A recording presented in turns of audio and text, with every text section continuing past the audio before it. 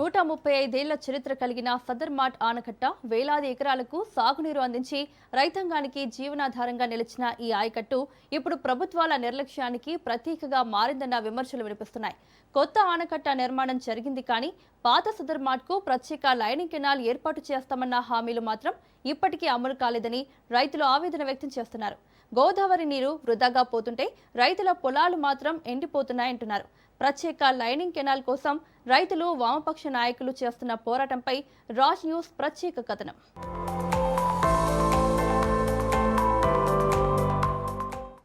నిర్మల్ జిల్లా ఖానాపూర్ మండలంలోని మేడంపల్లి గ్రామ పంచాయతీ పరిధిలో గోదావరి నదిపై నిర్మించిన సదర్మాట్ ఆనకట్టకు 135 ఏళ్ల చరిత్ర ఉంది. బ్రిటిష్ పాలనా కాలంలో ఫ్రెంచ్ ఇంజనీర్ జేజే ఒట్టిలీ సహాయంతో నిర్మించిన ఈ ఆయకట్టు నేటికి చెక్కు చెదరకుండా నిలిచి ఉండడం విశేషం. ఈ ఆనకట్ట కింద దాదాపు 18,000 ఎకరాల సాగు భూమి ఉంది. 21 కిలోమీటర్ల కాలువ ద్వారా వేలాది మంది రైతులకు సాగునీరు అందుతుంది.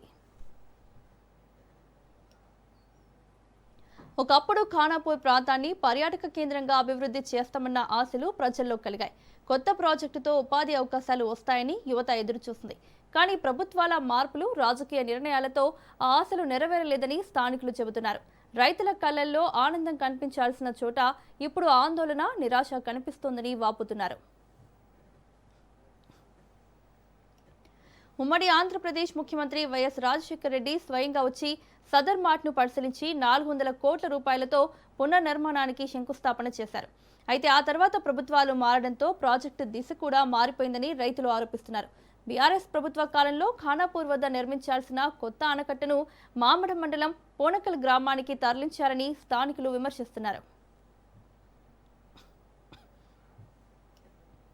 తాజాగా కాంగ్రెస్ ప్రభుత్వం ఆధ్వర్యంలో నిర్మించిన కొత్త సదర్మాట్ ఆనకట్టను ముఖ్యమంత్రి రేవంత్ రెడ్డి ప్రారంభించినప్పటికీ పాత సదర్మాట్ రైతుల సమస్య మాత్రం అలాగే ఉందంటున్నారు. కొత్త ప్రాజెక్టు నుంచి పాత సదర్మాట్కు ప్రత్యేక లైనింగ్ కెనాల్ ఏర్పాటు చేస్తామని గతంలో హామీలిచ్చినా ఇప్పటి వరకు అమలు కాలేదని రైతులు ఆగ్రహం వ్యక్తం చేస్తున్నారు.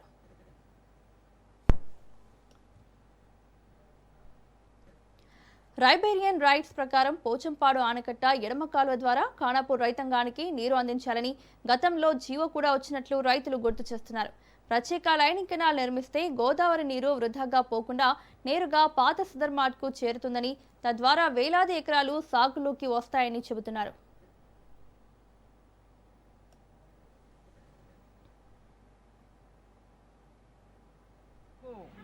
వరప్రదాయినిగా ఉన్నటువంటి సదర్మట్ బ్యారేజీ ఏదైతే సదర్మట్ సంబంధించినటువంటి మినీ బ్యారేజీ నిర్మించడం కోసం ఆనాడు వైఎస్ఆర్ శంకుస్థాపన చేశారు. కాలం గడిచిన తర్వాత కేసీఆర్ ప్రభుత్వం వచ్చింది.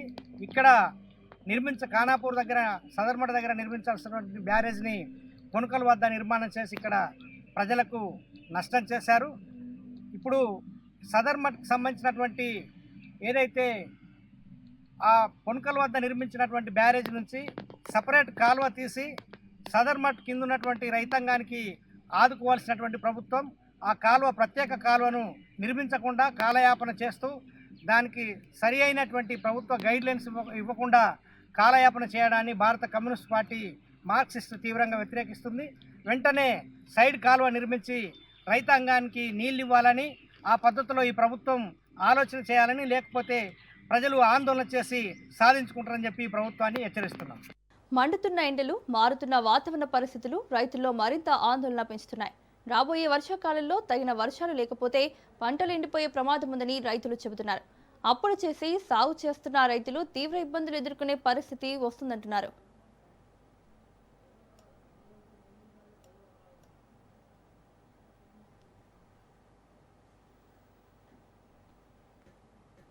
వాగ్దానాలు ఇచ్చుకుంటా ఇది జరుగుతున్నారు. అయితే మన సారమాటకు లైనింగ్ కొనకల్ నుంచి ఇక్కడికి 7 కిలోమీటర్లు ఉన్నది. వచ్చిన నాయకుడల్లా ఇట్లా వాగ్దానాలు చేసుకుంటా డైరెక్ట్ లైన్ తెచ్చి సారమాట ఎత్తాం అంటారు, ఎవ్వరు వేస్తలేరు. కాబట్టి రైతులు ఆ ఉన్న స్టోరేజ్ నీళ్ళన్నా డైరెక్ట్ వచ్చేటట్టు ఏదైనా ప్రతిపాదనలు చేసి పనులు జరగాలని కోరుకుంటున్నాం. ఇంకో విషయం ఏంటంటే మన 27 డిస్ట్రిబ్యూటర్ది అది డ్రాపులు లేకుండా ప్రభుత్వం వెంటనే స్పందించి ప్రత్యేక లైనింగ్ కెనాల్ నిర్మాణం చేపట్టాలని రైతులు, వామపక్ష నాయకులు డిమాండ్ చేస్తున్నారు. ఎన్నికల సమయంలో ఇచ్చిన హామీలను అమలు చేయాలని, లేకపోతే జిల్లా కలెక్టర్ కార్యాలయం, ఇరిగేషన్ కార్యాలయాన్ని ముట్టడిస్తామని హెచ్చరిస్తున్నారు.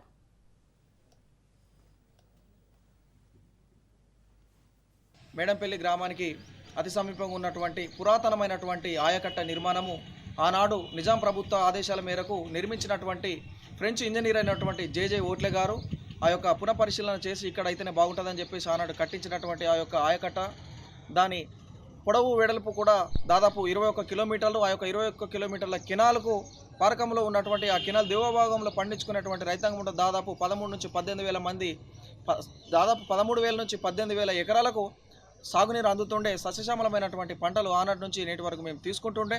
గతంలో ఉన్నటువంటి ఆంధ్రప్రదేశ్ రాష్ట్ర ముఖ్యమంత్రి వర్యులు మన స్వర్గీయ డాక్టర్ వైఎస్ రాజశేఖర రెడ్డి గారు కూడా ఈ ప్రాంతాన్ని పరిశీలన చేసి ఈ ఆయకట్ట దగ్గరికి, సదర్మఠ ఆయకట్ట దగ్గరికి వచ్చి ఇక్కడ ఆయకట్ట నిర్మిస్తే ఇక్కడ బాగుంటుంది అని చెప్పేసి 450 కోట్ల రూపాయలను మంజూరు చేయాలని చెప్పేసి ప్రకటన చేసి వెళ్ళిపోయారు. ఆనాడు ఆయన కాంగ్రెస్ పార్టీ ముఖ్యమంత్రి వర్యులు నిర్మల్ నియోజకవర్గ ప్రాంత అప్పుడు మినిస్టర్గా ఉన్నటువంటి